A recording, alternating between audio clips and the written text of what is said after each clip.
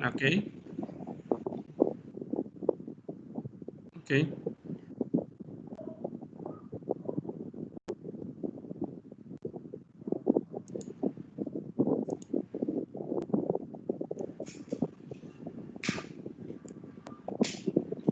Si quieres activar tu micrófono, por favor.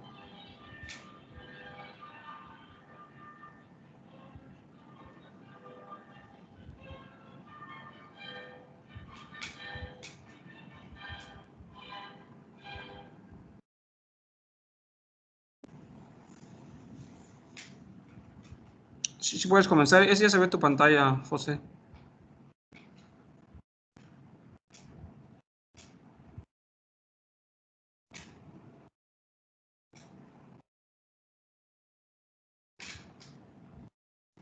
Adelante. Ya está, ¿Ya me escucha, doctor? ya se ve tu pantalla. Ya puedes comenzar. Ok. Bueno, Sí. como les comentaba, sí tengo.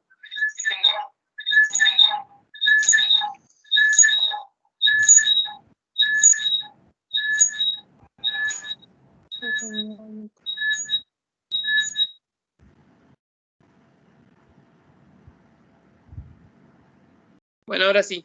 ¿Ya quedó? Okay. Sí. Ok. Tenía como que eco. Bueno, Sí. como les comentaba, a mí me tocó exponer el tema de generales de músculo esquelético. Las funciones básicas de este sistema va a ser la locomoción, protección de órganos, nuestra estructura, nos permiten, ¿cómo se llama?, la formación de células sanguíneas.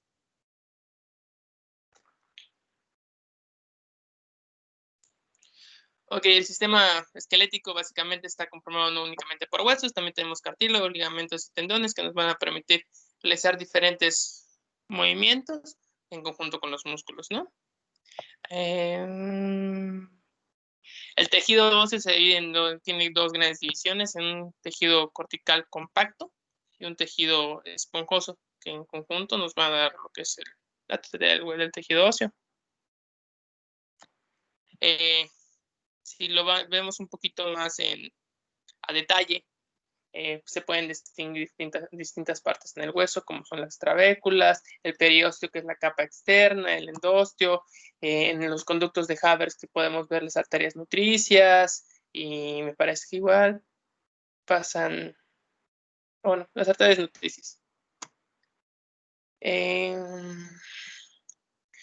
Si lo queremos ver un poquito más, pues, un aspecto más grande, podemos distinguir diferentes partes en un hueso, en los huesos largos más que nada, las diáfisis, las epífisis, en las placas de crecimiento, si estas no se han, ¿cómo se llama?, cerrado.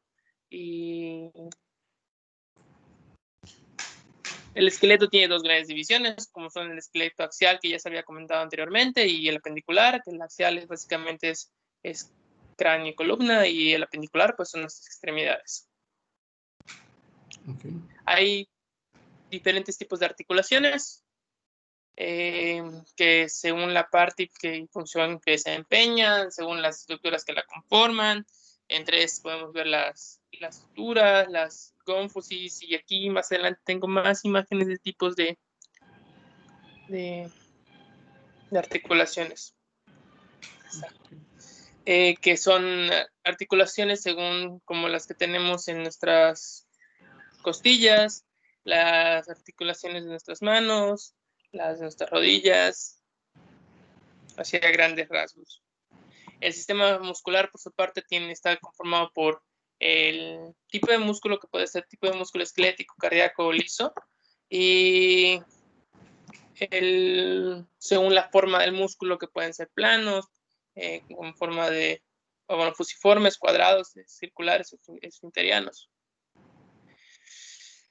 Según la función del músculo se puede clasificar de diferentes formas. Si son músculos que tienen una misma función, pueden ser llamados agonistas. Si son músculos que se ayudan entre sí para realizar una función, sinergistas. Si son músculos que se oponen, sinergistas. Tenemos fijadores que nos van a dar estructuras, como son los músculos de la columna. Bueno, ahorita ya entrando un poquito más al tema, hago la diferencia entre que la fractura es la discontinuidad del tejido óseo, mientras que la luxación es la pérdida. ¿Qué? Pero antes de entrar de lleno a fracturas, vamos a platicar qué estudios vamos a valorar cuando... Lo tengo un poquito más adelante, Ok. los estudios. Ok, Si adelante entonces. quiere, No, no, está bien. Las como quieras, como te decía. Lo ideal era solo iba a hacer comenzar. la de... Lo ideal sería comenzar primero con lo que es lo general, ¿no? ¿Qué tipo de Ok, estudio vamos a hacer? ¿Qué placas vamos a pedir? ok. ¿Cómo van a ser las proyecciones? Y ya de último, pues metemos ya la patología, sea el tipo de fracturas. Ese sería lo ideal del orden, ¿no? Pero no sé cómo Ok. lo manejaste tú. No, pues no está bien. Sí, Eh, para que veamos ya, una vez que los chicos, entonces ya veamos qué vamos a pedir de placas en general, ¿verdad? O qué tipo de estudios hay para ver lesiones musculoesqueléticas. Entonces ya después, al final, vemos ya entonces qué es una fractura y todos los tipos de fractura que hayas revisado. ¿Te parece? Está bien, doctor. Bueno, ¿Sale? como les contaba, la radiología de general musculoesquelética, ¿no? Exactamente. Es muy importante para la evaluación de lesiones, ya sean tumorales o tumorales. Se van a evaluar los patrones de destrucción ósea. ¿Esto cómo lo vamos a realizar? Nos vamos a fijar en el tamaño, la forma y el compromiso, si existe o no compromiso de las partes blandas. Se puede clasificar según la zona afectada, según la localización dentro, o sea, si es exterior al hueso, si es interior al hueso. Eh, eh, también se tiene que considerar las características del paciente, como la edad, el sexo, si en la familia existe algún antecedente de algún tipo de pues, circunstancia que puede provocar estas como osteoporosis, etc. Ujú. Y todo esto nos va a seguir en conjunto para llegar a un diagnóstico radiológico, que es en base o con base a lo que nosotros observamos, ¿no? Y para esto va a ser muy importante la pericia de la persona que toma las placas e interpreta las placas. Las técnicas de imagen, por lo general, lo primero que debemos hacer es una radiografía simple. Por las razones es porque no es muy costosa, suele estar muy disponible y pues como un primer estudio es una muy buena opción.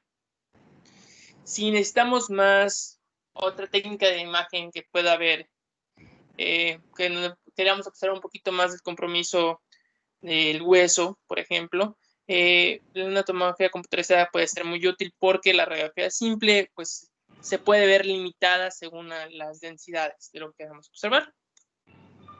Aquí puse una imagen de una radiografía y una tomografía del tórax para que se pueda ver las diferencias, que en la radiografía vemos más que nada huesos y la tomografía nos da un poquito más de visibilidad, si lo quiere ver así.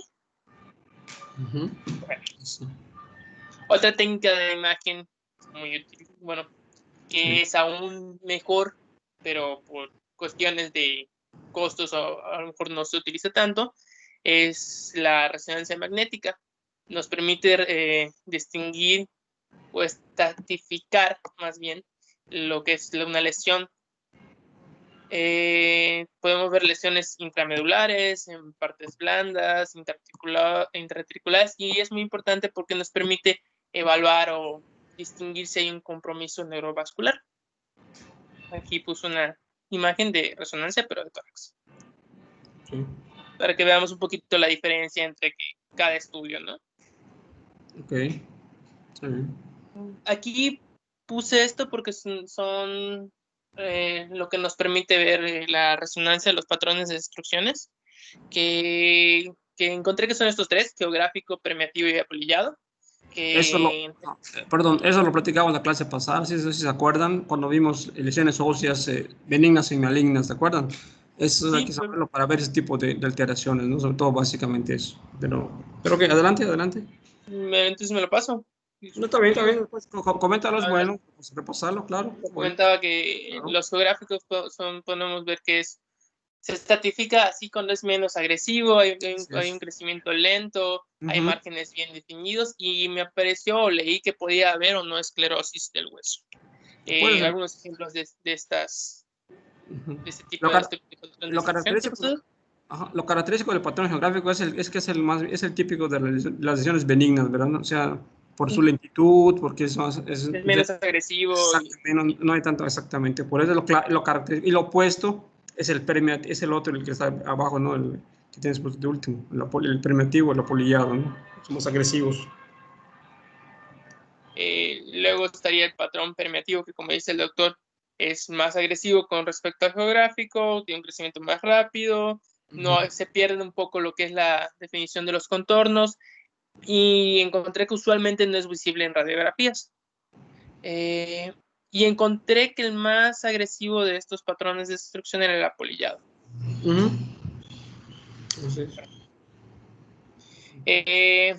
Otra técnica de imagen que ahora está como en mucho auge es lo que es el ultrasonido. ¿Por qué? Suele ser de muy fácil, ¿cómo se llama? Acceso. El costo no es tanto, es portátil, nos permite hacer seguimientos del padecimiento. Va a evaluar lo que es el tejido blando, se hace en tiempo real y nos puede servir como apoyo incluso para otros estudios. No es invasivo, no suele tener contraindicaciones, pero encontré que una de sus grandes limitaciones es que es, ¿cómo se llama?, dependiente del operador, que si el operador es inexperto o no tiene conocimiento, pues puede fallar, ¿no? Sí, de hecho, aquí en musculoesquelético, creo que es una de las áreas del ultrasonido en las que hay que tener mucho cuidado porque son cosas muy detalladas. Entonces, no es tan sencillo hacer una ecografía de músculo esquelético, o sea, para valorar un músculo, un tendón o un ligamento, ¿no? Hay que tener bastante experiencia para poder discernir, ¿verdad?, si ese tendón o ese ligamento está alterado o no está alterado y qué tipo de lesiones pueda tener, ¿no? Entonces, sí, aquí ya el ultrasonido musculoesquelético, aunque está de moda y es un boom también, y lo está manejando ahorita varias especialidades, incluso ya lo está manejando, ahorita reumatología lo está manejando, ya tienen un curso ahí de ultrasonido para ver lesiones reumatológicas, sobre todo cuando hay sinovitis, lesiones inflamatorias, ¿no?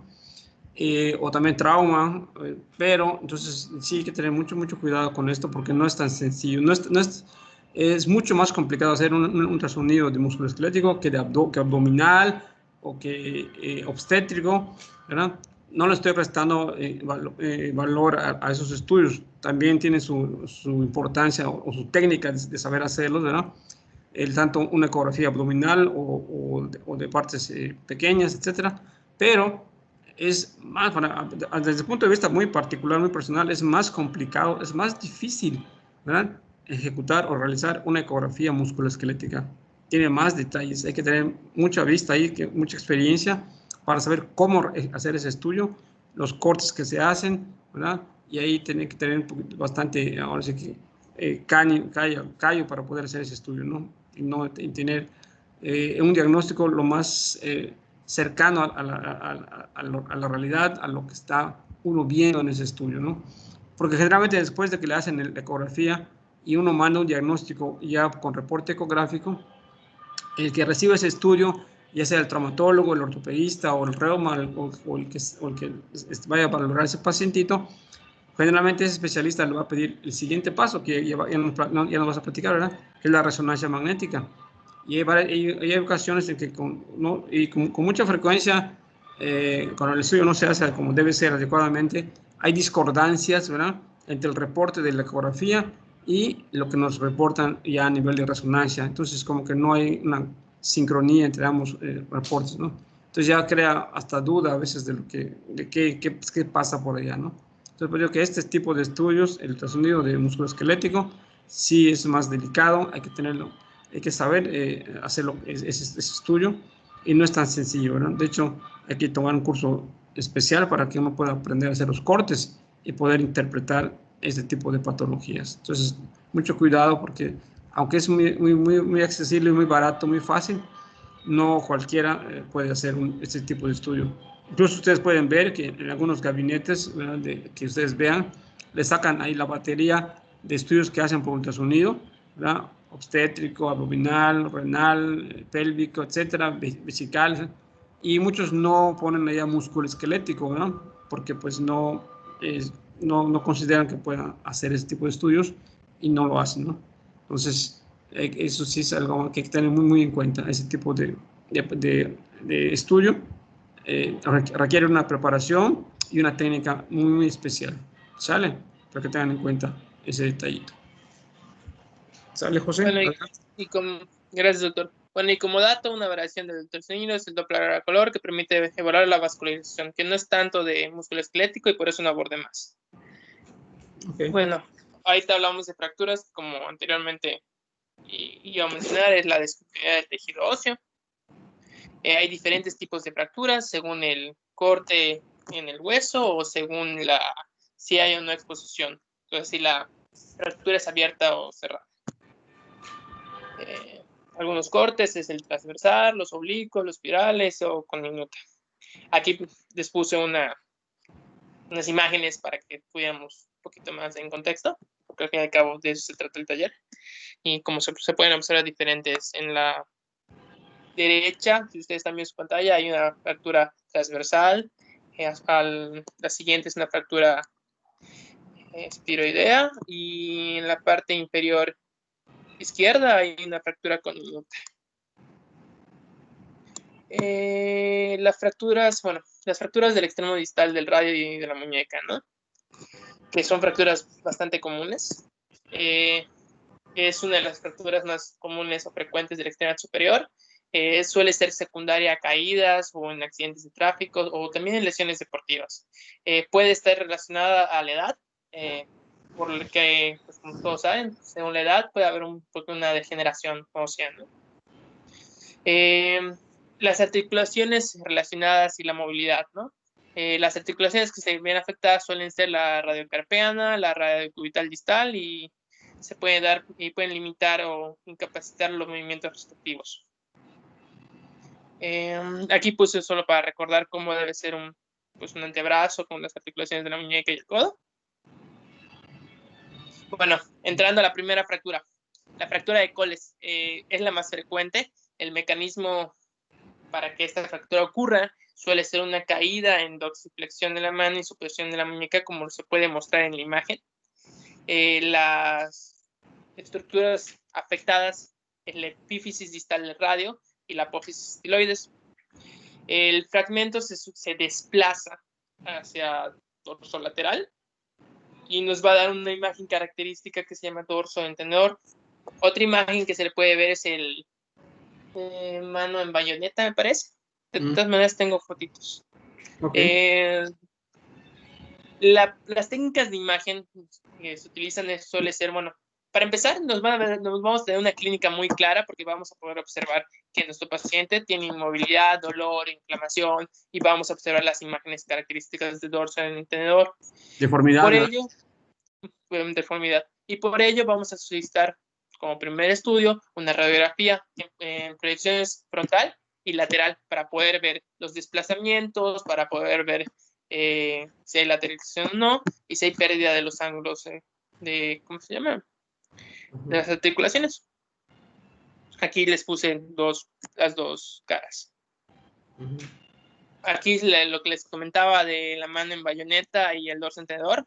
Una es en vista frontal, el dorso entendedor se puede ver en vista frontal y la mano en bayoneta se puede ver como que en la otra vista.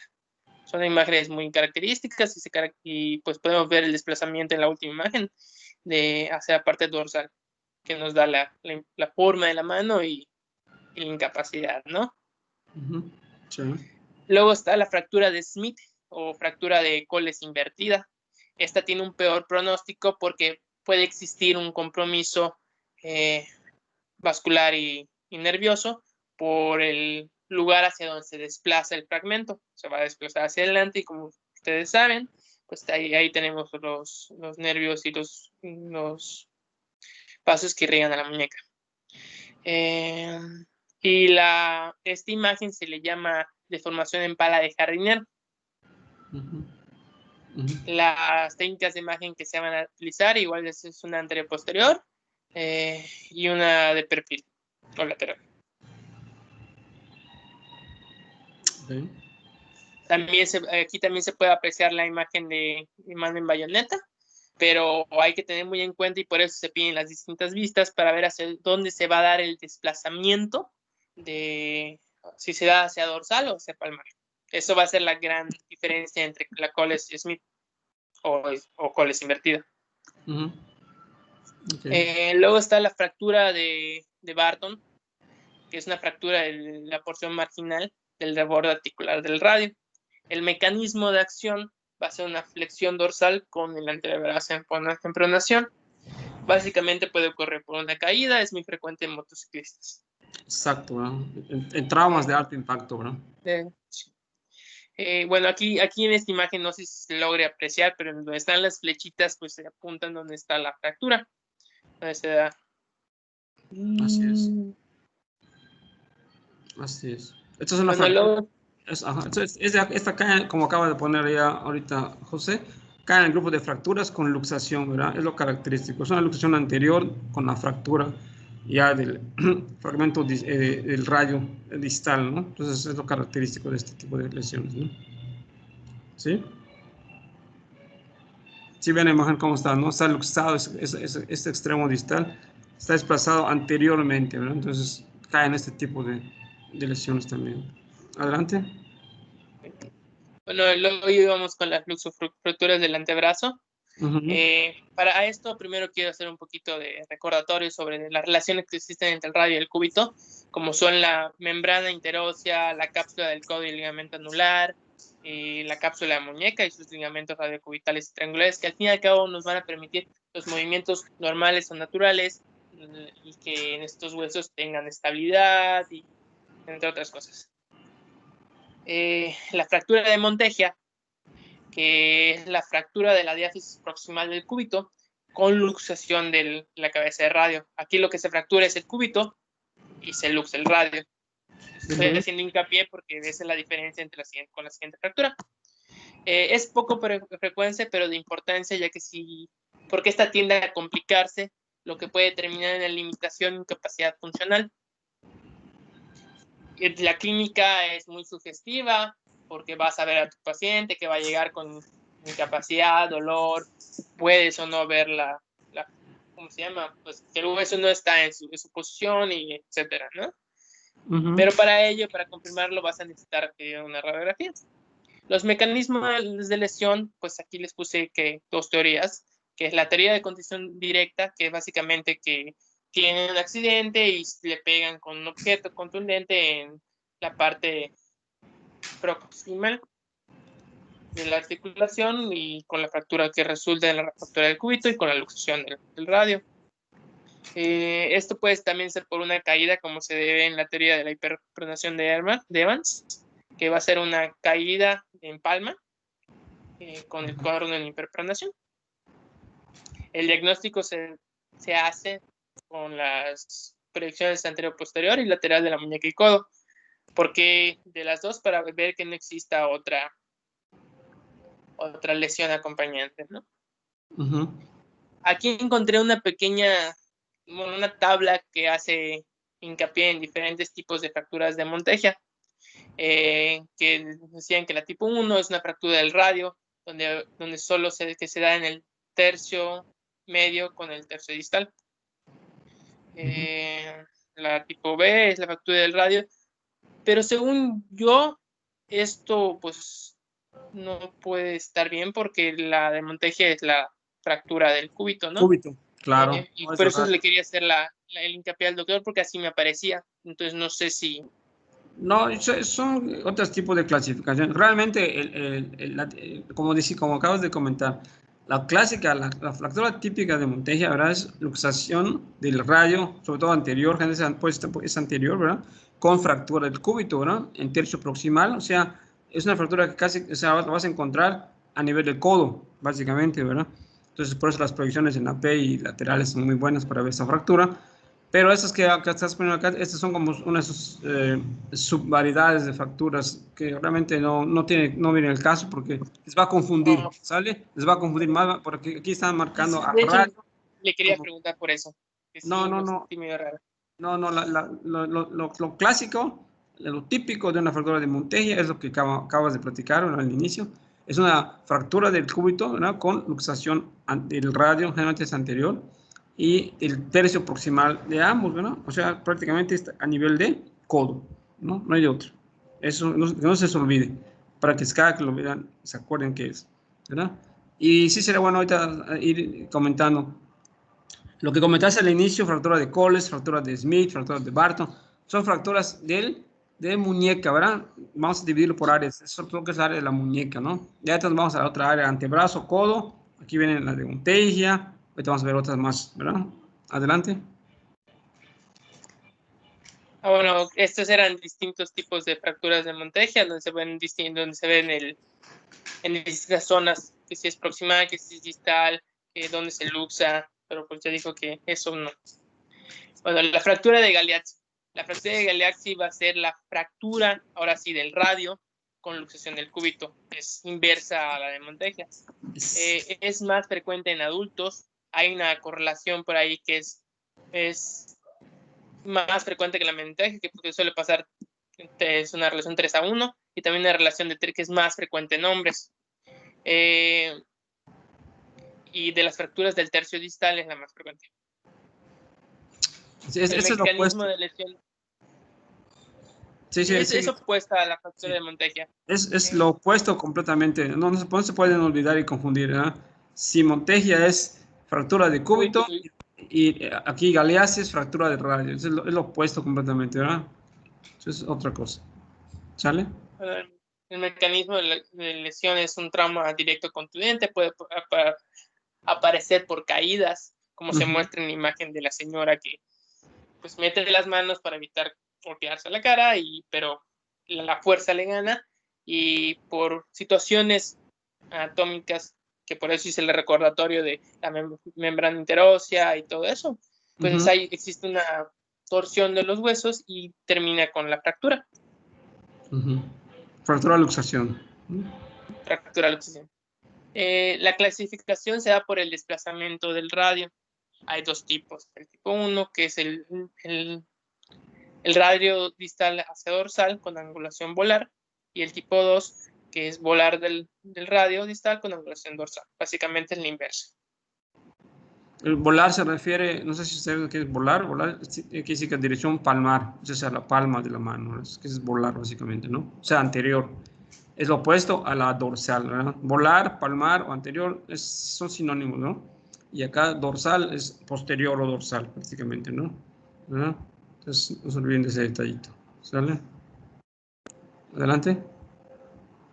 Los estudios que se utilizan después de haber visto la clínica, de haber visto el paciente, que son datos muy sugestivos de que requiere una radiografía, pues le vas a hacer una radiografía en anteposterior y lateral del antebrazo para poder ver dónde está la fractura, si hay luxaciones, etcétera, y poder luego clasificarla. Y esta se da más en el extremo distal, ¿verdad? ¿Te acuerdas? La de Monteggia, ¿verdad? Se daba en el extremo, en el tercio proximal, ¿sí se acuerdan, no? Lo comentó José, ¿no? Entonces, acá va al revés, ¿no? Sí, en el tercio distal. Tercio distal, ¿verdad? Es diferente, es otra cosa, ¿no?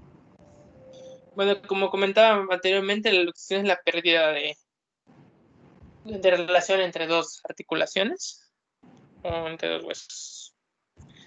Las luxaciones que vamos a abordar son la luxación de hombro y la luxación del codo, siendo la de hombro la más frecuente, la glenohumeral anterior. Suele ser secundaria. ¿Alguien sabe por qué es la más frecuente? ¿Tienen que comentar? La anterior inferior de hombro. A ver, que le apoyen a José. ¿Alguien que opine por allá? ¿Quién quiere opinar? Aprovechen ahorita de comentar lo que sea. Ahorita por golpes. O sea, sí, pero ¿en qué circunstancias? ¿Por qué circunstancias más anterior la de hombro, la anterior inferior que la posterior?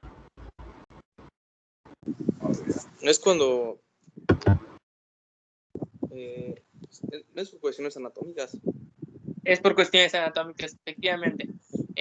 Por cuestiones anatómicas de que la disparidad entre lo que es la cavidad o el receptáculo donde se recibe la cabeza del húmero, pues es más frecuente que haya una luxación anteroinferior. Y suele ser por trauma, como habían dicho anteriormente. Mientras que la posterior suele ser por contracciones musculares, como puede ser una convulsión o una descarga eléctrica. Es común en hombres menores de 30 años y pues causan dolor y limitación.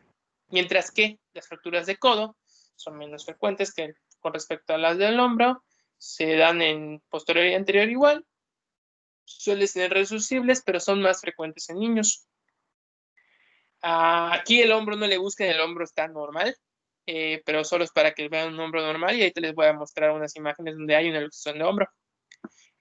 Pues la técnica que se utiliza usualmente es una radiografía simple, ya que nos ayuda a detectar si hay luxaciones o alteraciones morfológicas que puedan predisponer a esta situación. También se puede utilizar el ultrasonido, pero este se va a limitar solo a evaluar lo que es el ultrasonido, evalúa músculos y tendones, cosas así, ¿no? Y solo va a evaluar lo que son los músculos del manguito rotador. La tomografía computarizada en este caso se puede utilizar, pero va a evaluar lesiones morfológicas y estructurales. También se puede utilizar una contrastada, pero nos va a ayudar a evaluar la lesión intraarticular y si existe pérdida de la superficie ósea. La resonancia magnética es la técnica de elección, pero igual es la técnica más cara, por lo cual se utiliza solo cuando es sumamente necesaria y no tienes un diagnóstico como que muy concluyente. A pesar de ya haber aplicado, pues que haya clínica, y a pesar de que si tú sientes que las radiografías o todos los demás estudios no te son suficientes, está la resonancia magnética. No suele ser el caso. Aquí hay unas imágenes para que puedan ver la diferencia entre la luxación Anterior y posterior. Una se va hacia la parte dorsal de la escápula y otra se va a ir hacia la parte pues anterior, ¿no? Acercándose un poco a la acromion. ¿Cuál sería el anterior allá? Ya que nos dices, ahí, cualquiera que quiera opinar. ¿Cuál sería el anterior? ¿La del medio o la del extremo? La del medio. Del medio. ¿Quién habló? Ajá. Yo, Sammy. Sammy, muy bien, Sammy. Acuérdense que la luxación del hombro, la más frecuente, que es la anteroinferior, ¿verdad? Entonces la cabeza humeral se desplaza hacia abajo y hacia adelante en relación a la cavidad ¿cómo se llama? El numeral, ¿verdad? Donde está ahí la articulación de la cabeza del húmero, ¿ok? Entonces, es la más, vean cómo está la flecha desplazándose ahí hacia abajo y hacia adelante. Claro, entonces la más frecuente es la que está en medio, ¿verdad? Esa es la anterior. Y la otra, la que está en el extremo, en un lado, esa es la posterior. ¿Está bien? Muy bien. Adelante, José. Bueno, aquí para hacer este tipo de estudios se piden una vista de ambos lados, de ambos hombros, para poder ver la diferencia. Y aquí les puse una imagen de cómo se ve la persona. Eso que se ve, ese hombro caído, se le llama signo de charretera, si no estoy equivocado. Y es sugestivo de luxación pues de hombro. Así es. Aquí les puse otras, pero ya con radiografías para que sea un poquito más didáctico. Anterior y posterior. Bueno, la luxación de codo, como ya les había preguntado, es la segunda más frecuente. Es más común en varones. Puede ser secundaria a fractura supracondilia, pero esto no es lo más común. Lo más común es que solo haya la luxación del codo como tal. Esta luxación de codo posterior suele ser por caída. Y la clínica es muy sugestiva y para el diagnóstico radiológico se utiliza una anterior posterior y lateral del codo y muñeca. Aquí les puse una imagen la primera imagen, la de arriba a la izquierda en la pantalla, es una imagen normal, donde se ven las estructuras íntegras, y las otras imágenes son de luxaciones de codo, donde hay pérdida entre la cavidad troclear y todo. Así es, sí, muy bien. Y pues eso sería todo el tema. Si quiere, doctor, nos puede apoyar. Sí, vamos a platicar algunas cosas más. Algo importante, recapitulando, algo que sienta que no se abordó. Sí, creo que vamos a tocar algunas cosas, ¿verdad? Básicas. Vamos a comenzar con tus placas iniciales. Vamos a irnos al inicio de tu ponencia, por favor. Entonces, este tema de lo que es musculoesquelético, ¿verdad? Como decía, es muy frecuente. Es uno de los temas que van a encontrar todo el tiempo, ¿verdad? Ahí. No lo tengo. Okay.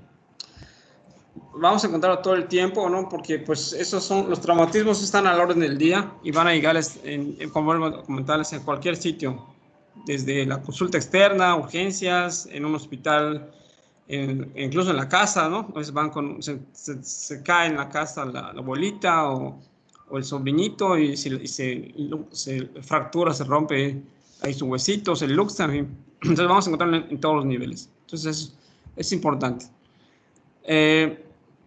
Vamos a ver, primero que nada, este tipo de patologías, como comentamos, de las lesiones del esqueleto pues, apendicular, nuevamente, ¿no? Quedamos hace tiempo que la parte musculoesquelética lo dividimos en 3 grandes áreas: hueso, músculo y articulación. ¿Verdad? Son los componentes primordiales de lo que es el área musculoesquelética, ¿no? Entonces, el área apendicular, que es el área que estamos viendo hoy, ya habíamos visto el área axial, cuando vimos fracturas, ¿verdad?, de cráneo, ¿verdad?, cuando vimos aquellas, ¿se acuerdan?, diastasadas, deprimidas, hundidas, en fin, lineales. Eso vimos la parte del esqueleto axial, ¿no?, junto con lo que es la parte de la columna vertebral. Y acá, pues, el apendicular, prácticamente todas son los apéndices, son los huesos de las extremidades. Entonces, quedamos que, en total, teníamos, ¿cuántos huesos teníamos del apendicular?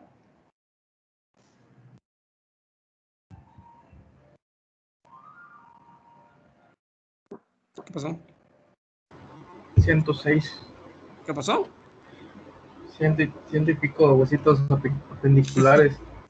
Pues no, ciento y pico tenemos que acordarnos. 106, ¿no? Sí, 106. Oh, si quedamos, ¿cuánto sería el esqueleto axial? Les dije que esas cosas había que aprendernos ya, ahora sí que de volada, porque cuando nos pregunten, no, eso no debemos de dudar ni empezar a contarlo, ¿no? Ya hay que saberlo prácticamente de cajón para que lo tengamos en cuenta. Quedamos que teníamos en total como 206 huesos, ¿no? En eso quedamos. En total, sí. Ok, entonces quedamos que eran 80 en el axial, ¿se acuerdan? Entonces, ¿cuántos quedaban en la apendicular? 126, ¿verdad? Quedamos que del esqueleto apendicular, el que tiene más huesitos es él es el de la extremidad superior, ¿se acuerdan? Más que la inferior. ¿Por qué? Porque ahí contaban los huesos ¿mande? Por los huesos de la muñeca. De la muñeca, del carpo, ¿verdad? Eso se debía a la diferencia, que había más huesitos allá, ¿verdad? En uno había 64 y en otros hay 62. Entonces, por eso dan 126. Entonces, estos hay que tener en cuenta. Cuando vemos músculo esquelético, vamos a ver hueso. ¿Ok? Ahora vamos a ver la parte muscular, ¿verdad? Entonces, ya aquí platicó una parte de músculos José, ¿verdad? Entonces dijo que hay 3 tipos de músculo, ¿verdad? El músculo, ¿qué músculos son?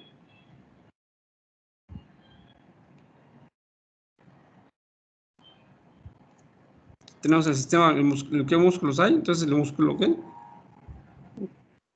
El músculo esquelético, ¿verdad? O estriado. ¿Se acuerdan de eso? Sí, doctor. O de acción voluntaria, ¿verdad? ¿Por qué? Porque podemos nosotros manipularlo a nuestro arbitrio, ¿verdad? Podemos, ya puso ya en una diapositiva, José, hay músculos agonistas, antagonistas, ¿verdad? Sinergistas, o sea, podemos estirar el brazo, podemos acortar nuestro brazo, hacer pronación, rotación, etc. Entonces, son músculos que, ¿verdad?, podemos manejar a nuestro criterio, o sea, nosotros podemos manipularlos, ¿verdad? Entonces, tenemos el músculo liso, que es el músculo clásico de el área visceral, ¿verdad? El músculo que es un músculo de las vísceras, ¿verdad? Se llama visceral, o músculo también blanco, o músculo involuntario, porque no podemos manipularlo, el de las vísceras, ¿verdad? Y finalmente el músculo cardíaco, que es el músculo del corazón, que es una variante muy sofisticada del músculo esquelético, ¿verdad? Pero que también es un músculo involuntario, no lo podemos manipular, ¿verdad? Ese se dispara solito, es autónomo totalmente, 100%, ¿verdad? Ahí las fibras de Purkinje, ¿verdad?, son los que están trabajando y están todo el tiempo chambeando, por decir así, automáticamente, ¿verdad? Entonces, y de todos esos 3 tipos de músculos, ¿verdad?, el que tiene la mayor parte de la economía del cuerpo humano es el sistema musculoesquelético o estriado o rojo o voluntario, ¿verdad? Entonces de este sistema muscular, la pregunta es, ¿cuántos músculos tenemos aproximadamente en la economía? Del músculo esquelético hablo. Como más de 500. 516 ¿Habrá más o menos. habrá más músculos que huesos o habrá más huesos que músculos? No, más músculos. Más músculos. Músculos. Ahorita aprovechen ahorita de decir lo que sea, ¿eh? Aquí se trata que todos participemos. Piensen que ahorita tenemos la chance de decir cualquier cosa, aunque no sea bien, aunque sea una barbaridad, pero podemos ahorita corregir. Para eso se trata eso de corregir las cosas, ¿no? Cuando ya sean ustedes especialistas ya va a estar más difícil porque sí les va a dar pena que uno no diga algo que debe hacer. Entonces, perdón, quedamos que hay más músculos que huesos, ¿no? Estamos de acuerdo en eso, ¿no? ¿Estamos bien? Sí. ¿Como cuántos músculos creen que hay a nivel de la economía del cuerpo humano? Nuevamente 639. Alrededor de 600. Ahí por ahí dicen 600, alguien dijo 500, alguien da más o da menos. 639. 639, está más ¿quién habló por allá? Yo, Javier. Javier, ok, Javi. Entonces, él va más preciso, 639 dice él. Ya los contó, creo. ¿Quién más? Uno más, una opinión más.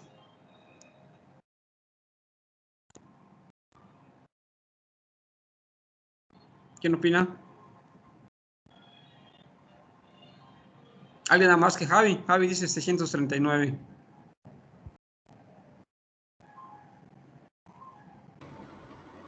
Oh, Nada.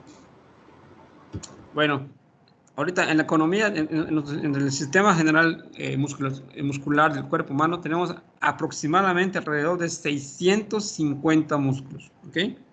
650 músculos, ¿de acuerdo? Entonces, tengan en cuenta. Por cierto, la palabra músculo, ¿qué quiere decir?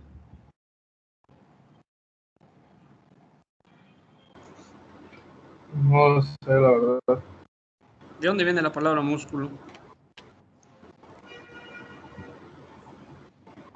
Un poquito de historia, ¿verdad? Un poquito, quizás fuera de contexto, pero bien al caso, porque hablamos de músculo, ¿verdad? ¿Qué es un músculo? Pues, ¿qué es un músculo? ¿De dónde viene la palabra músculo? ¿Verdad? No sé si han leído un poquito de la historia, ¿no? Ok. Esta es una palabra de origen, ¿verdad? Griego también. El músculo quiere decir pequeños ratoncitos, ¿verdad? O pequeño ratón, eso quiere decir la palabra músculo, ¿no? Los griegos conocían sus autopsias de sus cadáveres, ¿verdad?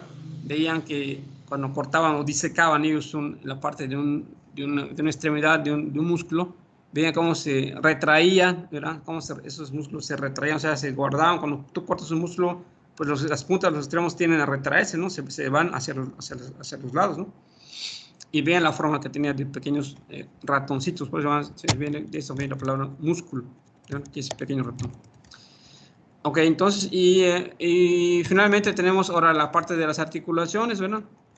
Entonces, tenemos tipos de articulaciones, básicamente, como comentó ahorita José, ¿verdad? Básicamente para fines prácticos, ¿verdad? Y a grosso modo, ¿qué me interesa? Hay dos tipos a grandes rasgos de articulaciones, ¿verdad? ¿Cuáles son las articulaciones? ¿Las qué? Fibróticas. A grandes rasgos, hay dos grandes tipos. Les voy a decir un tipo, las diartrosis, ¿no? Y las sinartrosis. ¿Sí se acuerdan de eso? Las diartrosis son aquellas articulaciones, ¿verdad? Como dice, clásicas, son las más características, las más frecuentes, ¿verdad? En las cuales, ¿verdad? Prácticamente existe, ¿verdad? Una cavidad o un espacio entre ambas articulaciones, ¿verdad? Y tienen presencia de líquido, ¿verdad? Lo que es el líquido sinovial, ¿no? Y permiten una gran movilidad a la articulación. Es lo característico de las diartrosis, ¿verdad? Y lo opuesto, ¿verdad? Pues son las sinartrosis, ¿no? Son aquellas articulaciones en las cuales prácticamente no hay espacio entre los extremos de las articulaciones, ¿verdad? O es muy pequeñito el espacio y permiten una nula, prácticamente no hay movilidad, o es mínima la motilidad que hay entre sus articulaciones. Y obviamente carecen, ¿verdad? Pues prácticamente de sinovial, ¿no? Entonces, y de estas, las más frecuentes pues, como son las diartrosis, se pueden subdividir las diartrosis en varios grupos, ¿verdad? Que aquí ya pues no lo platicó José, pero se pueden dividir en ya las diartrosis por encaje recíproco, que es la clásica de ¿dónde? Del pulgar, ¿verdad? En silla de montar, ¿se acuerdan de esas? ¿No? Articulación celular, esa. Ajá. La del hombro. La de bisagra también. Ajá. La del hombro, ¿qué tipo de articulación es? ¿Se acuerdan? Que es la más importante, porque es la que tiene es la que tiene el mayor tipo de arco de movilidad. ¿Cómo se, perdón? Esferoidea. No está muy... A ver, ¿cuál es, perdón? Esferoidea. Esferoidea, bueno, ese tipo de articulación se llama, es una enartrosis, ¿verdad? Acuérdense que hay enartrosis, hay por encaje recíproco, o en silla de montar, como el pulgar, hay trocleartrosis. ¿Cuáles son las trocleartrosis?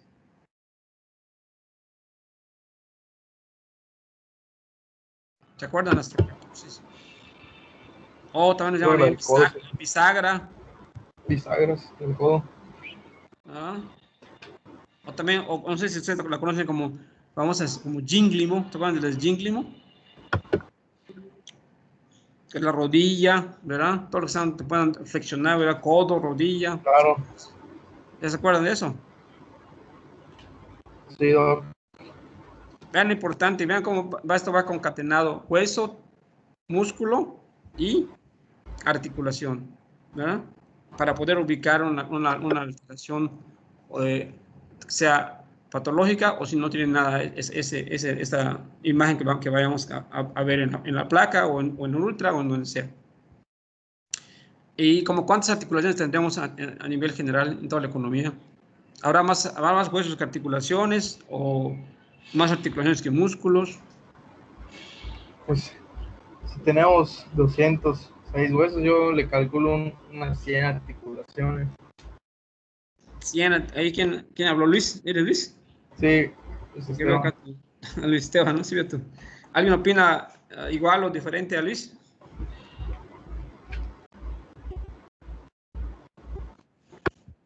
Vamos a ver la lista. A ver, Marifer, ¿está por acá? Sí, doc. ¿Sí está Marifer ahí? Sí. ¿Qué opinas, Mari? Dice Luis que por ahí de 200, ¿no? No. Menos. Más de 300. 100, ¿no? Sí, perdón, 100 y cachos. Dice.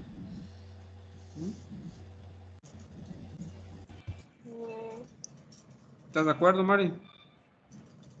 ¿Crees que haya más o menos? Ay, no sé, no me acuerdo. Confiaré en él. Está bien. Muy bien. Entonces, no se olviden, ¿verdad? Que a nivel de este tipo de situaciones, ¿verdad? Articulaciones, no se olviden, tenemos un poquito más que huesos, ¿verdad? Si tenemos 206 huesos, en general aproximadamente hay en toda la economía unas 250 articulaciones. ¿Ya? ¿Quedamos? Ok, doctor, gracias. Pueden preguntárselos, puede salir en el examen una pregunta de esas. Acuérdense que el examen puede salir preguntas de anatomía básica, ¿eh? No se van a asustar si les ponen una preguntita de anatomía en el examen, ¿eh? Acuérdense que radiología, ¿cuál es el sustrato de la radiología? Anatomía. Anatomía, ¿verdad? Y tanto la primera que es la morfológica, la que ustedes vieron en primer año, ¿no? Cuando vieron anatomía general, ¿no? Y después, obviamente, completado con la anatomía radiológica, pero el sustrato básico hay que saber anatomía morfológica y lo básico, ¿no? Y no vamos a contar cosas también sofisticadas o cosas que estén muy rebuscadas, pero bueno, saber cuántos huesos tenemos, cuántos músculos tenemos, cuántas articulaciones, precisamente, o qué tipo de articulación tenemos en el hombro o en el codo o en la rodilla, se lo puede venir una pregunta de esa anatomía, así que repasen un poco esos detallitos, ¿no? Lo general de la anatomía, sobre todo aquí en músculo esquelético, ¿no? Porque es lo básico, hueso, músculo, tendón. Entonces, ya ven, he hecho un pequeño collage de esto anatómico. Vamos ahora como están ya, ¿no? ¿Qué nos interesa en este tipo de tema? Por general, cuando vamos a ver una lesión muscular, ósea, muscular o articular, el estudio inicial va a ser siempre, como le puso usted, la primera que va a ser nuestra placa simple. ¿Ok? Placa simple de hueso, ¿verdad? O la placa convencional. Si nos parece una placa ahí convencional, José, si es tan amable, por favor. Ándale, ¿verdad? Las placas convencionales, ¿verdad? Es lo que nos va a servir, ¿verdad? Entonces, para valorar cómo está esa parte del cuerpo que sufrió un trauma, un golpe, lo que sea leve, severo o de alto impacto, ¿no? Entonces, siempre aquí para problemas de musculoesqueléticos, vamos a tener dos proyecciones básicas. Siempre que queramos buscar lesión ósea, ¿verdad? Fractura, luxación, etcétera, siempre vamos a pedir dos proyecciones. Todo el tiempo, no se les olvide. La AP y la lateral. Acá es de cajón, es de rutina, ¿eh? No hay de otra. Aquí no puedes pedir nada más una AP o solo la lateral. Siempre van a pedir las dos proyecciones para que podamos discernir, ¿verdad? O a veces no veamos en una proyección el trazo de fractura o el grado de luxación, o puede haber subluxaciones también, ¿verdad? No solamente luxación, puede haber subluxaciones, abusados. Entonces, hay que pedir dos proyecciones básicas de entrada. De hecho, es así que a veces el técnico, aunque no le pidan a ustedes la lateral, porque es que nomás piden una AP de manos o una AP ¿cómo se llama? De rodilla, él le va a tomar de entrada también la lateral, ¿verdad? Cuando es un técnico que es abusado y que sabe. Ahora, si es un técnico que no quiere chambear o por comodidad, pues lo que me pidieron les tomo y ya estuvo. Pero realmente debe ser así. Y además, ¿verdad? Con bastante frecuencia, cuando no salimos de dudas con esas dos proyecciones básicas, nos apoyamos con una tercera que es oblicua. También las oblicuas son muy útiles para problemas de óseos, ¿verdad? O lesiones óseas, ¿ok? Sobre todo para traumas, para buscar fracturas, etcétera, o luxaciones. Entonces, siempre la placa básica va a ser nuestra placa simple. Va a ser en adultos, generalmente una plaquita. En niños, que es más complicado, a veces tenemos dudas si esa imagen que vemos allá es real o no es real, y ya usamos ahora sí que nuestro negatoscopio blanco, nuestra lámpara incandescente, ya usamos incluso una lupa y tenemos a veces dudas, ¿verdad? Cuando son niños muy pequeños, preescolares, por decir así, pero todavía están formándose los centros de dosificación y están incompletos todos los huesitos, entonces a veces generalmente se piden comparativas, ¿verdad? Para ver cómo es un lado con el otro. Entonces pedimos estudios comparativos de esa parte que se lesionó el niño, del hombro o del codo, etcétera, para ver, ¿verdad? Comparando con el lado sano, si todo está igual, ¿verdad? Nos sirve de referencia uno con el otro y no caer a veces en errores de interpretación de que donde nos decimos que no tenga nada cuando puede tener una fractura de un centro de dosificación, o al contrario, que tenga algo que fractura y no tenga nada, sea una variante, sea una parte del desarrollo de ese niño, y que al verlo con el lado contralateral, el lado sano, veamos que es totalmente igual, ¿verdad? Que no hay ningún cambio a nivel de la morfología de la articulación o de la configuración del hueso, etcétera, ¿verdad? Entonces, siempre en niños, ¿verdad? Se suele pedir con bastante frecuencia las comparativas, ¿verdad? Manitas, hombros, rodillitas, en fin, cuando tenemos dudas o no es muy obvio el trazo el grado de lesión o el trazo de lesión, ¿verdad? Que tenemos. Entonces, ya teniendo en cuenta esos detalles, ¿verdad? Vamos a pasar a otro punto que es, luego, después de las placas, si vemos algún tipo de alteración, ¿verdad? También podemos utilizar otro tipo de estudios, ¿verdad? Que son la ecografía, que es lo que está ahorita de moda, ¿no?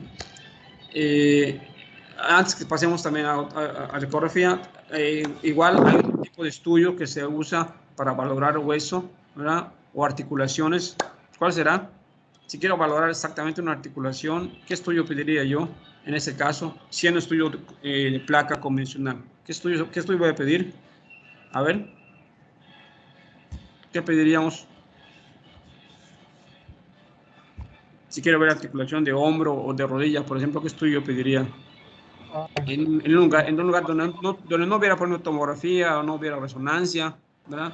Pero hay estudios convencionales y puedo hacer un estudio complementario a ese nivel. ¿Qué le pediríamos? ¿Qué se podría pedir además? ¿Mande? Placa. Sí, es una placa. Va a ser una placa básicamente, ¿no? A ver ahí, Anita. ¿Bien, Anita? Sí, doctor. Sí, doctor, ¿me escucha? Sí, sí te escucho, Anita. Si eres tan amable, ¿qué qué le pedirías a ese pacientito? Si crees que está lesionada la articulación de la rodilla, por decir así. Vamos a pensar, tienes un... O sea, sería como una subdivisión de la radiografía.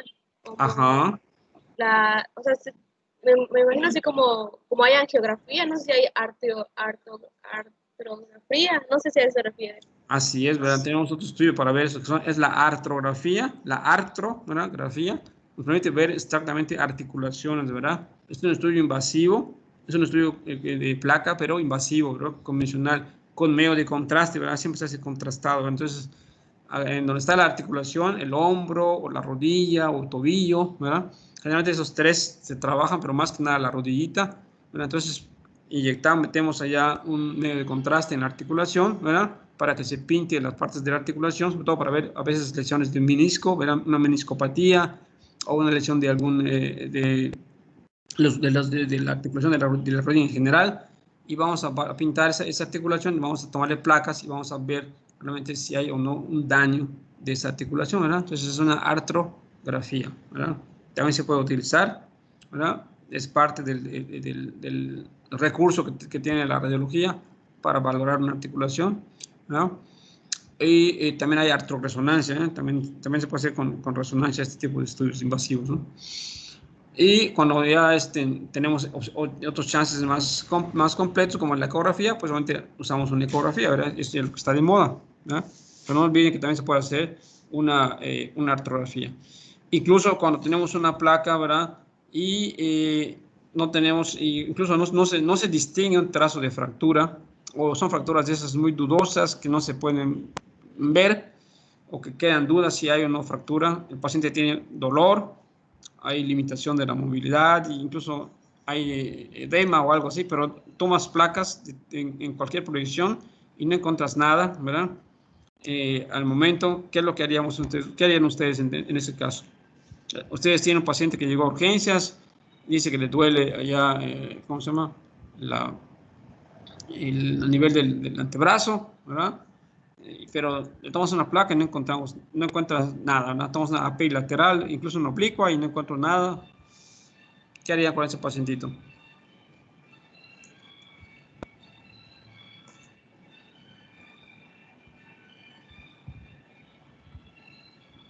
A ver, Karen, ¿qué opinas?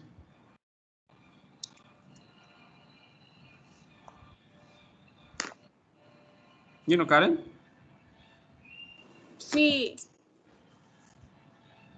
A ver, ¿quién Karen? ¿Quién es? ¿Qué opinas, Karen? ¿Qué eres con el paciente? ¿Lo darías de alta y a su casa no tiene nada? No, ya vi las placas, no le encuentro ni un trazo de fractura, ni está luxado, no veo nada. Pero él dice que tiene dolor, ¿verdad? Y ves que está sensible, no sé, el tercio medio o proximal del codo, ¿verdad? Ahí de ese pacientito, pero no veo nada. Pero no puede ser por supinación, está un poco edematizada esa región del antebrazo. Entonces yo veo mis placas y no le encontré nada. Se va a su casa, alta a su casa y punto. Haga reposo y ya estuvo. ¿Estarías de acuerdo? No, hay que investigar el por qué tiene ese dolor, aunque la radiografía salga limpia. ¿Y qué harías entonces? ¿No se le puede pedir una tomografía u otro estudio más avanzado?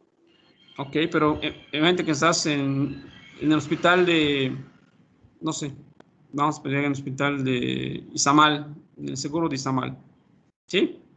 Uh-huh. Y nomás tienes placas convencionales. No hay tomografía, ¿verdad?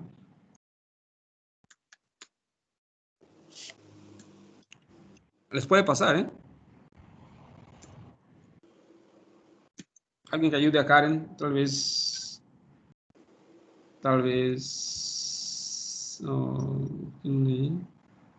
Oscar, ¿qué opinas? ¿Vino Oscar? ¿No vino Oscar? Sí, doctor. Sí vino Oscar. ¿Cuál de los dos? Oscar Paul. O Paul Pinto. Yo soy Aguilar. ¿Tú quién eres? ¿Qué Oscar? Aguilar. ¿Tú eres Oscar Aguilar? Sí. Bueno, también no importa. ¿Qué opinas, Oscar Aguilar? ¿Tú qué opinas? No sé, doctor, estoy pensando. Okay. ¿Y Oscar Paul no vino? Creo que no vino Oscar Paul, ¿no? Sí, doctor, sí vine. ¿Sí viniste? ¿No vino? Sí, soy yo. Bueno. Entonces, ¿qué harían ahí en este caso con ese pacientito?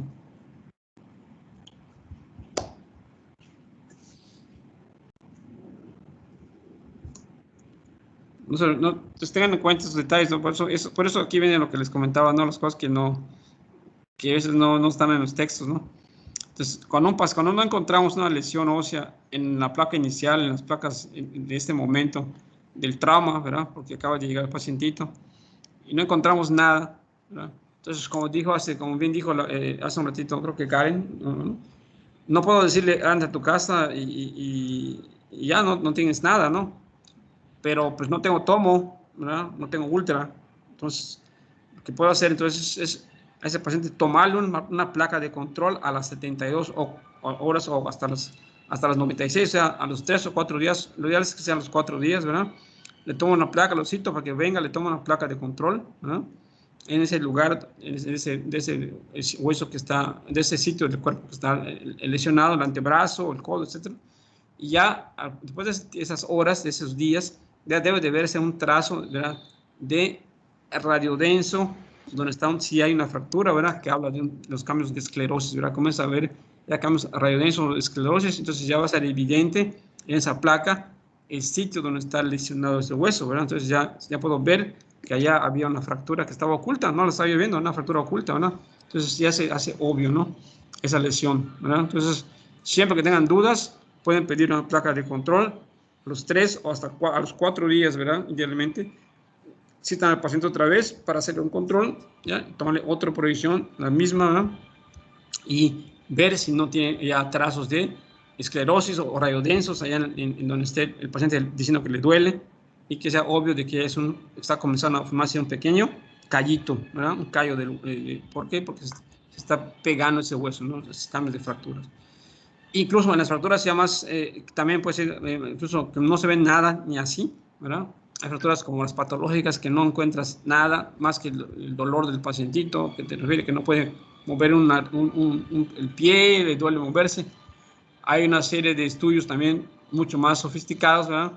Para buscar fracturas ocultas, esas difíciles, ¿verdad? Y ahí nos apoyamos con otro tipo de estudios. ¿Qué estudios creen que sean? Doctor, yo tengo una duda, ¿me escucha? Sí, ¿quién habla? Soy Sammy. Sammy. Sí, en cuanto a las radiografías, se sabe que no siempre van a aparecer los ligamentos, ¿no? Ahorita vamos a pasar a eso. Ajá, sí, es que ¿cuál okay. es? Sí. Ok, entonces espero. Sí, estamos platicando de hueso, ¿eh? Comenzamos con el hueso. Acuérdense que vimos que hay 3 partes de una lesión ósea, de una lesión musculoesquelética: hueso, músculo y articulación. ¿Sale? Ok, gracias. Estamos en la parte ósea, que es lo que se ve en las placas.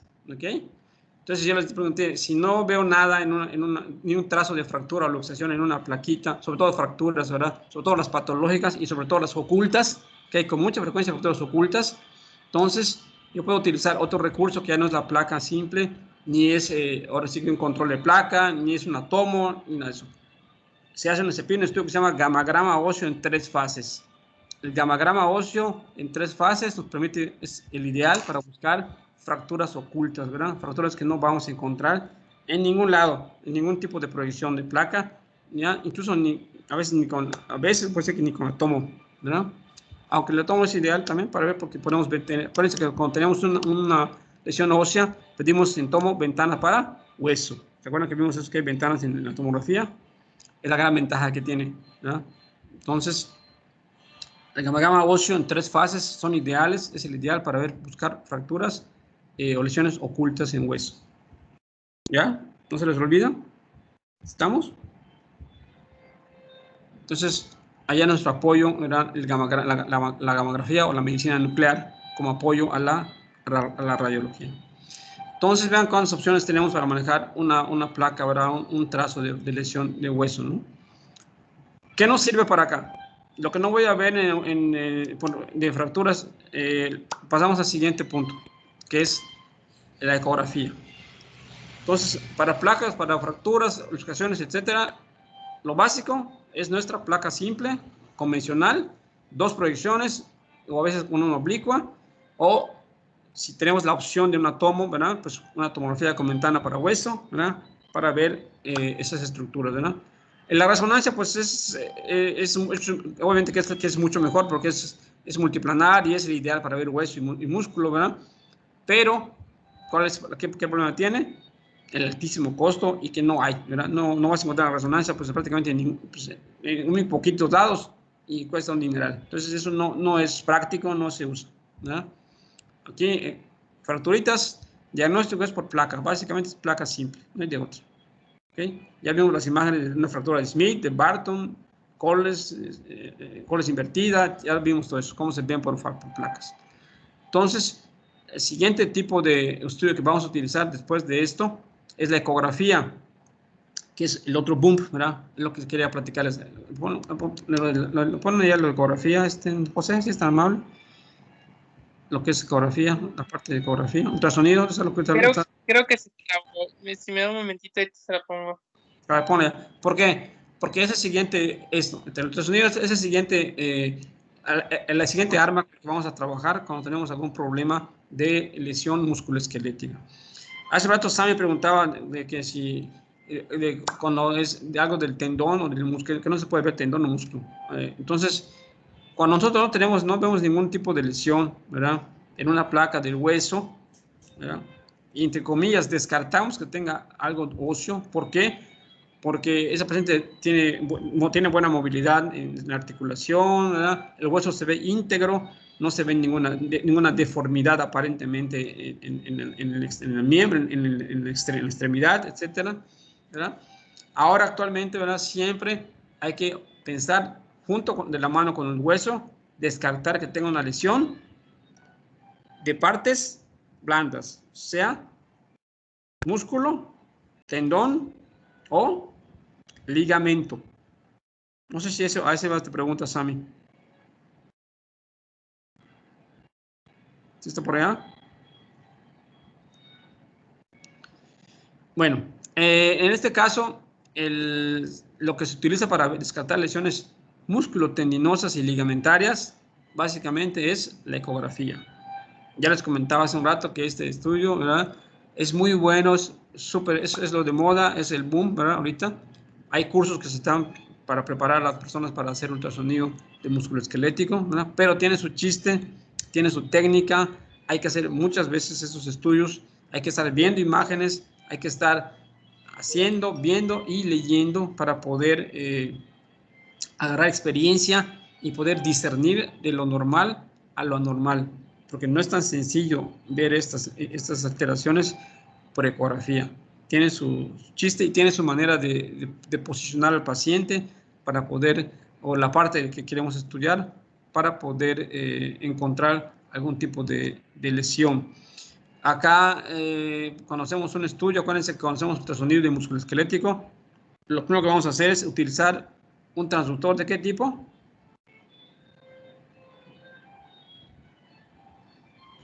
Lineal.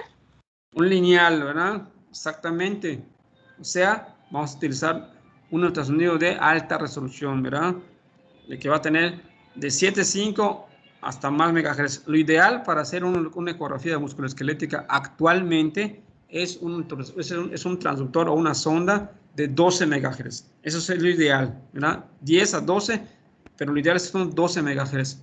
Para que veas, ahora sí que hasta la miofibrilla del músculo, ¿verdad? Entonces veas muy bien el tendoncito y sobre todo el ligamento, ¿verdad? Son los más complicados para valorar, ¿ok? Pero ya hay lugares donde tienen zonas pues, de 15 MHz, que es mucho mejor, ¿verdad? En fin. Tan es así que ahorita le estoy diciendo, ahorita hasta dermatología, los dermatólogos ya están haciendo ultrasonidos para diagnosticar sus patologías.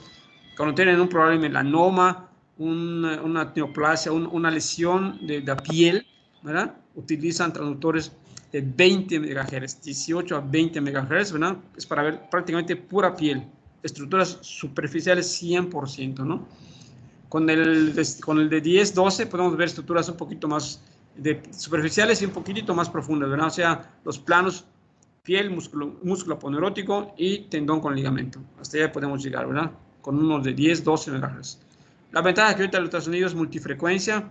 ¿Qué quiere decir eso? Que lo que te marca la sonda, hay un botoncito allá en el equipo de ultrasonido que permite que puedas aumentar los megahertz de ganancia, ¿no? Avanzas tu ganancia de profundidad y puedes irte de 7.5, puedes subir ese transductor a 10 MHz o incluso puedes subirlo hasta 12 MHz y puedes ver todavía mucho mejor, definir mejor tus imágenes superficiales que tienes cuando haces tu rastreo de ecografía. Entonces, esto es lo primordial, ¿no? Y aquí, ¿cuál es el chiste? Aquí hay que saber bien los patrones que hay de normales y de anormales en los diferentes capas o estructuras que tenemos en nuestra extremidad. Comenzamos con la piel, ¿verdad? Que es la más superficial. ¿Estamos de acuerdo? ¿Ok? Vamos con piel. Luego sigue tejido celular subcutáneo, ¿verdad? Luego sigue parte de lo que es el plano musculoaponeurótico y ahí va luego tendón y ligamento. ¿Estamos de acuerdo? Sí. Sí, bueno, cuando hacemos nuestro rastreo, comenzamos entonces con la piel, que debe ser prácticamente lineal, y ya pasamos a los planos, que es el plano de tejido celular subcutáneo o tejido graso, que tiene un patrón ahí por ecografía que se llama patrón en ondas u ondulante. Esa imagen, pues aquí no me la trajo José, gracias, pero sería bueno ver cómo es un patrón en ondas, ¿verdad? Cómo se va a ver normalmente el plano subcelular subcutáneo en un rastreo de ecografía. Luego abajo pasa el plano ya muscular o músculo aponeurótico, ¿verdad? Cómo se ve un músculo, ¿verdad? Un músculo tiene dos tipos de patrones en ecografía musculoesquelética. El patrón en eje largo y en eje corto. En eje largo o sagital o longitudinal, ¿verdad? Es un patrón en penacho, como son los penachos de los apaches, o también se llama un patrón peniforme. Esa es la imagen que vamos a ver típicamente por ecografía en un músculo sano o normal. Y en el plano de eje corto o axial o transverso, vamos a ver otro patrón, ¿verdad?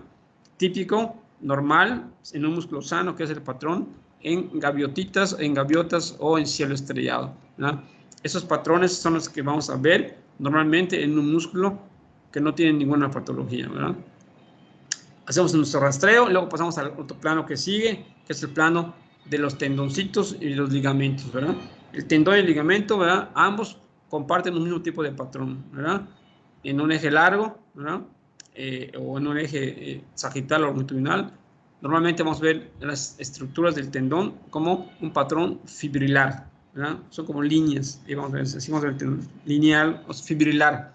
Y cuando hacemos un eje corto o transverso o axial, hacemos un rastreo en ese corte, en ese plano, vamos a ver otro tipo de patrón que se llama patrón en sal y pimienta, o sea, como pequeños granulitos o granuloso, vamos a ver ya el tendoncito, ¿verdad? Igual que el ligamento, los dos comparten el mismo tipo de patrón, ¿verdad? Entonces, y esos son en cortes, o sea, en un tendón o un ligamento aparentemente normal, no anormal, y ya a raíz de eso, entonces podemos empezar a rastrear y valorar qué está alterado en ese tipo de rastreo. Si está alterado el músculo, si está alterado el tendón o si está alterado el ligamento. Y también por ahí también se habla, se puede rastrear y se puede ver incluso la parte de los nervios. Se puede rastrear ahorita por ultrasonido un nervio. Mientras más grande sea el nervio, pues obviamente mucho mejor se va a ver con más facilidad. El que se valora como prácticamente bien, ¿verdad? A nivel de nervios es el nervio, pues el más grueso, que es el nervio, el ciático, ¿ok? Cuando hacemos un rastreo en la parte de la cadera arriba, ¿verdad? Tercio proximal de muslo o cadera, ahí podemos valorar, hacemos un rastreo y podemos encontrar cómo se ve el área del, o sea, un nervio, ¿no? El trayecto de un nervio.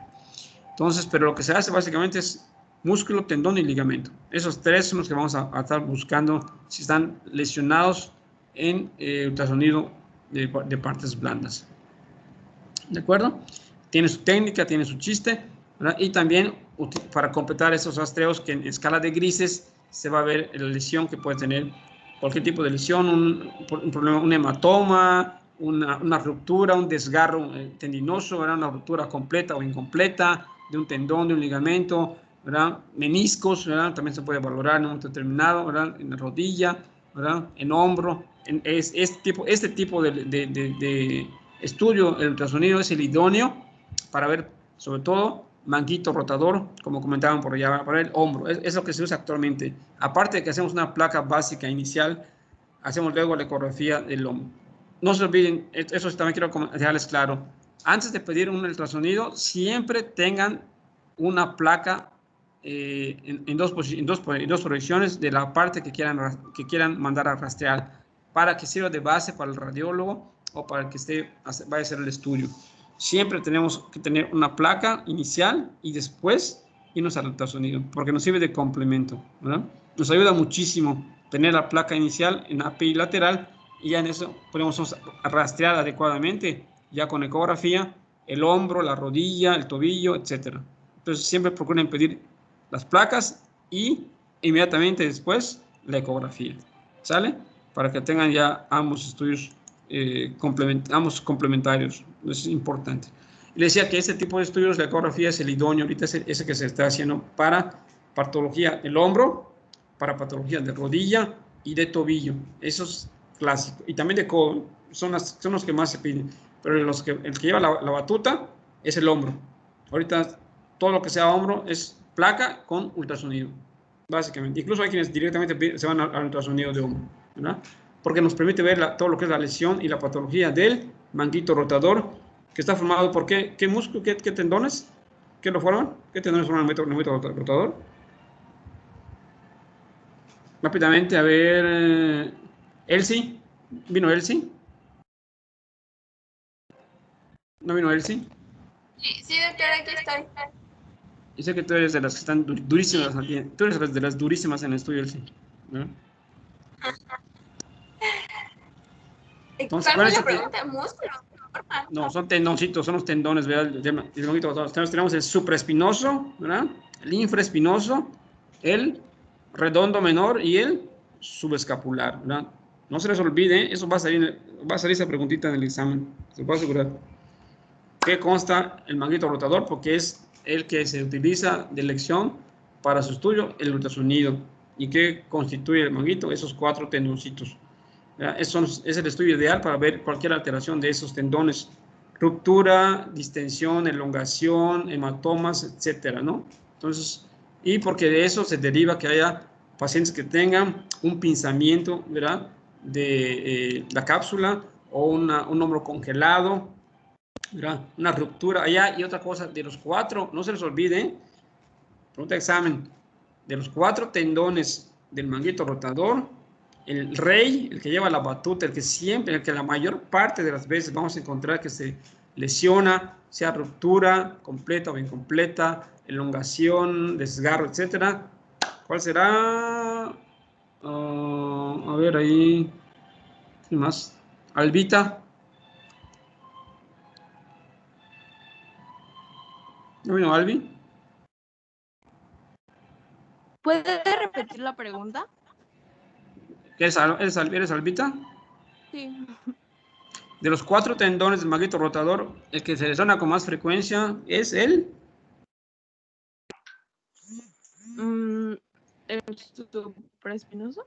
¿Cuál? ¿El supraespinoso? El supraespinoso, ¿verdad? Es el rey, ¿verdad? De los 4, el que lleva la batuta ahí, que se lesiona siempre, casi siempre, es el supraespinoso, ¿verdad? Entonces, no se les olvide, porque eso es muy importante que lo sepan, ¿no? Entonces, y después viene el subescapular, ¿verdad? Y en últimos planos el infraespinoso con el redondo menor. Entonces, primero supraespinoso y luego subescapular. Así van. ¿Estamos? ¿No se les olvida? ¿Sí? Entonces, y cuando vamos a evaluar la rodilla, ¿verdad? Entonces vamos a evaluar siempre ahí también ligamentos y tendones en la rodilla, ¿verdad?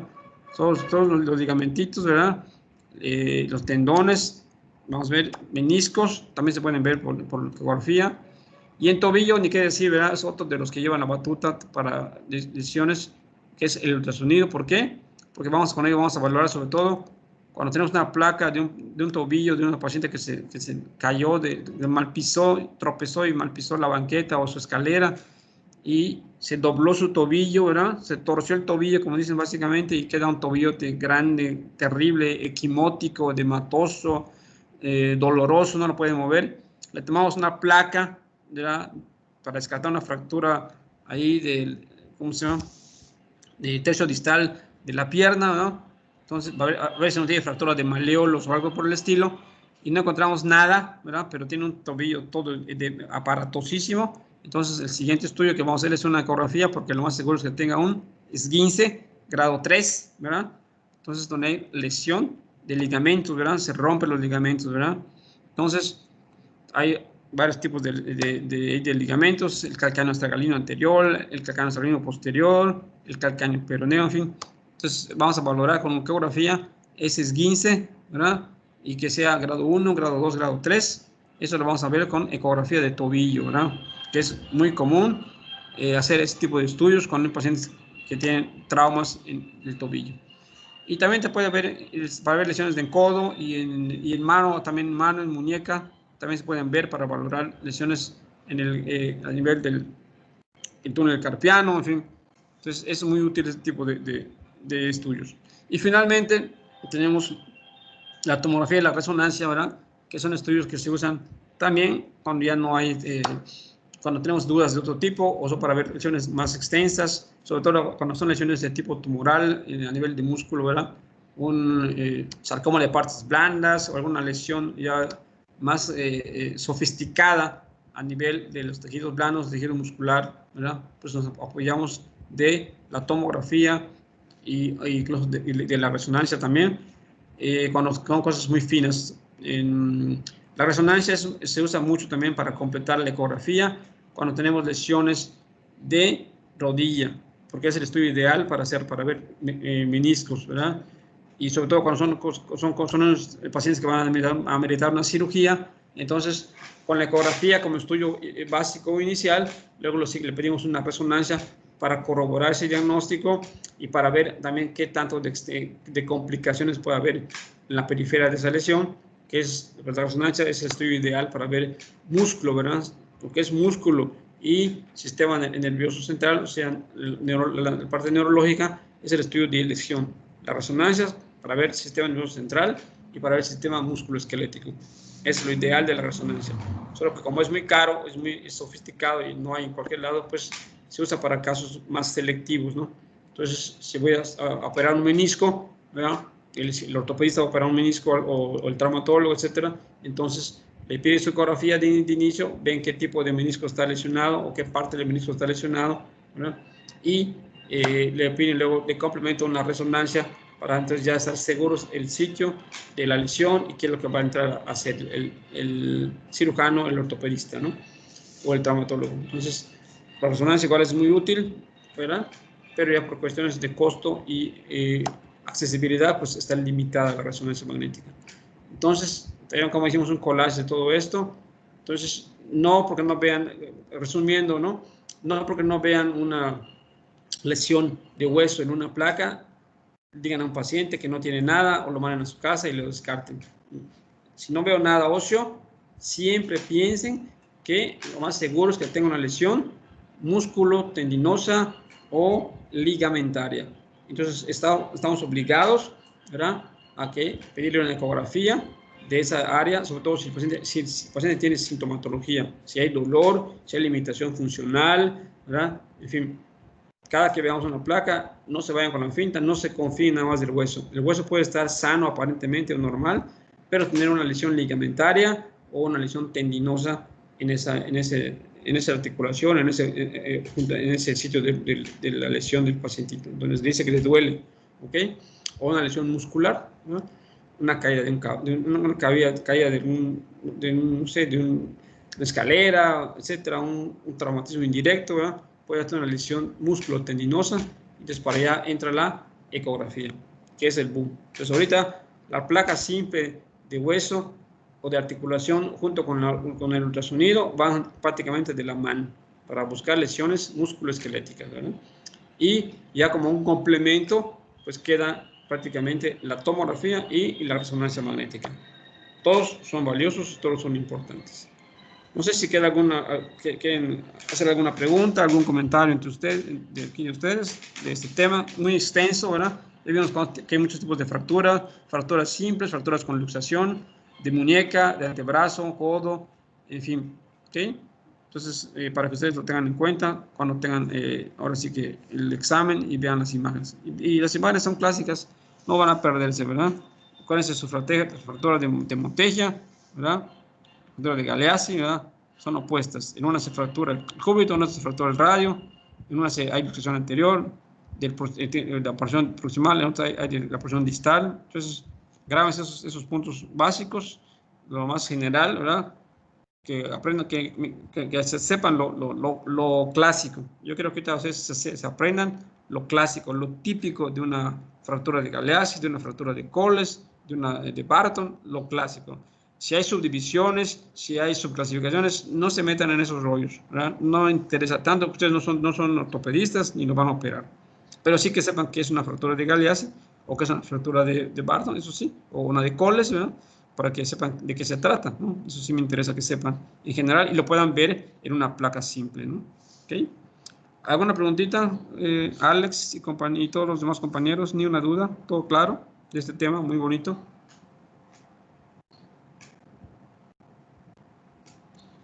Sí, doctor, quedó claro. ¿Quién habló? Perdón. Elsie. Elsie. Ok, entonces, si quedó todo claro, no hay ninguna duda. Alex, ¿todo claro? Sí, doctor, todo claro. Solo faltaría para el viernes el tema de SAMI, que es el último, patología digestiva de neonatos y lactantes. Ah, sí, ok. Sí, eso también está un poquito medio extenso. Hay que ver allá intususcepción, invaginación, vólvulos. Doctor, soy Sami. Ajá, sí. ¿Qué tiene? Tengo una duda en cuanto a lo de vólvulos. Porque lo que estuve buscando lo manejan como malrotación intestinal. Es una variante, sí, de hecho es una variante, ¿no? De hecho, los niños se les hace, cuando se hace el diagnóstico, incluso con un colon, con un enema, ¿verdad? Se hace de una vez diagnóstico y tratamiento. Okay. Puedes manejarlo así, así. No, gracias, doctor. Sale. ¿Alguna pregunta más? ¿Todo claro? ¿Todo bien? Ya solo nos queda un tema, jóvenes, para que veamos ya nuestro collage, ¿no? Alex, repaso, ¿no? Sí, doctor. Si llega, bueno, quedamos en que el viernes vemos el último y si llegara a quedar, por ejemplo, pues tiempo, empezaríamos el collage y si no, pues empezaríamos hasta el lunes. El lunes, ajá. Bueno, el lunes sería nuestra última clase, ¿no? Sí, sería el repaso. El repaso de todo, ¿no? Vamos a empezar en punto para que tengamos tiempo de ver todos los diapos, ¿no? Que vamos a ver, ¿no? Que vamos a revisar. Bueno, bien, vamos a pasar lista rápidamente. Oscar Aguilar. Presente. José, Alex, ok. Albita. Presente. Elsie. Presente. Javier Duarte. Presente, doctor. Anita.